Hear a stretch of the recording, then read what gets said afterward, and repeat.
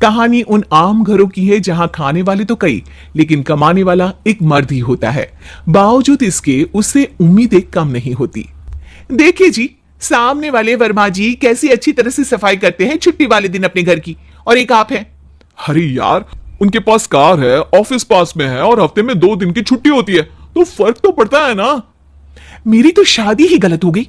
अरे कोई मस्त लड़का मिलता, कमाता भी, घुमाता भी, घर के कामों में भी मदद करता, लेकिन नहीं जी, हमारे वाले को तो कमाने से फुर्सत ही नहीं, और कमाई भी ऐसी कि कोई जरूरत पूरी ही नहीं हो रही है। सुनील बेचारा शीना को देखकर सोचता है कि शीना सही कह रही है।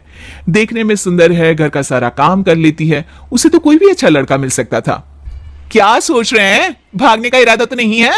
अरे नहीं मेरी प्यारी बीबी, मैं तो नहीं, पर डर है कि तुम नहीं कहीं भाग जाओ मुझे छोड़कर। शीला सुनील के मुंह से प्यार भरी बात सुनकर मुस्कुराती है। आप भी ना।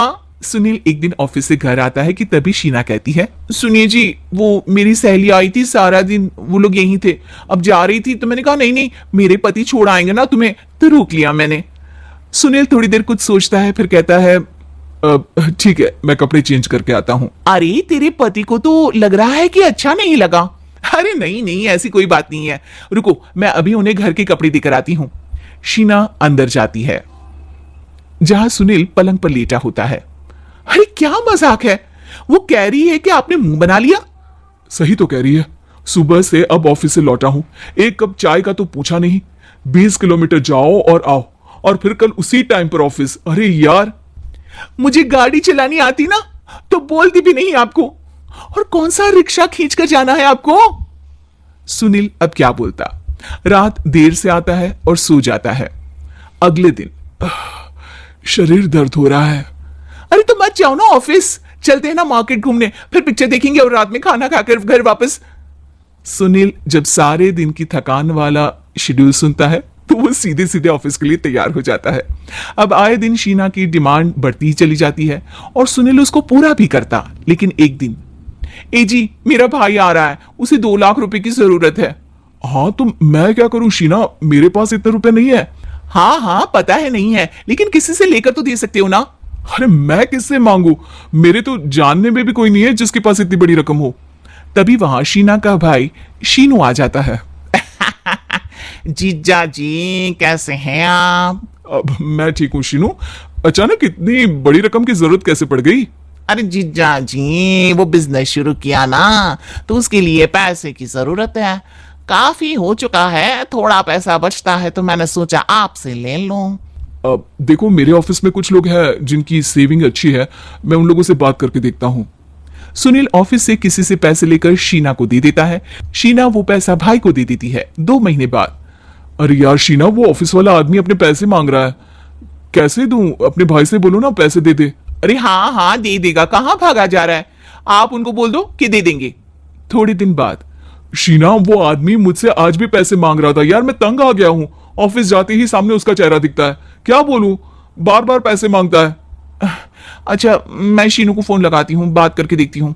शीना भाई को फोन करती है, लेकिन वो फोन उठाता ही नहीं।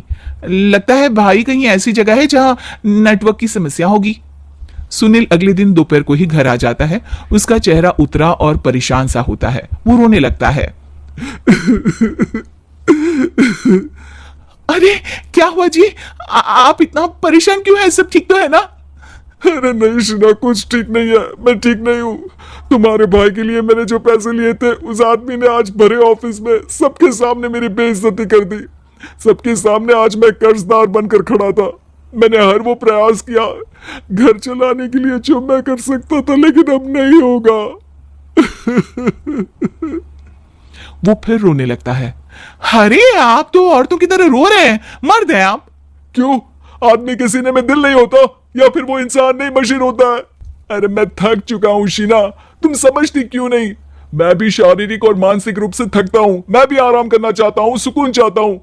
मैं अब कुछ नहीं कर सकता। कुछ नहीं। वो बैठ जाता है। शीना पति को हैरान परेशान देखकर चुप हो जाती है। अगले दिन, सुनिए ये लीजिए 2 लाख रुपए, उस आदमी को दे दीजिए और बोल दीजिए कि आज के बाद किसी को पैसे के लिए बेइज्जत ना करे। सुनील पैसे देखकर राहत की सांस लेता है। अरे शीना, तुमने तो मेरा बहुत बड़ा काम कर दिया, अब मैं शान से ऑफिस जा सकता हूँ। लेकिन ये पैसे आए कहां से? ये पैसे मैंने अपने गहनों को गिरवी रख कर लिया है। तुम ठीक रहो, निश्चिंत रहो, मैं बस यही चाहती हूँ। मुझे माफ करना, पर अब मैं समझ चुकी हूँ कि मर्द को भी दर्द होता है।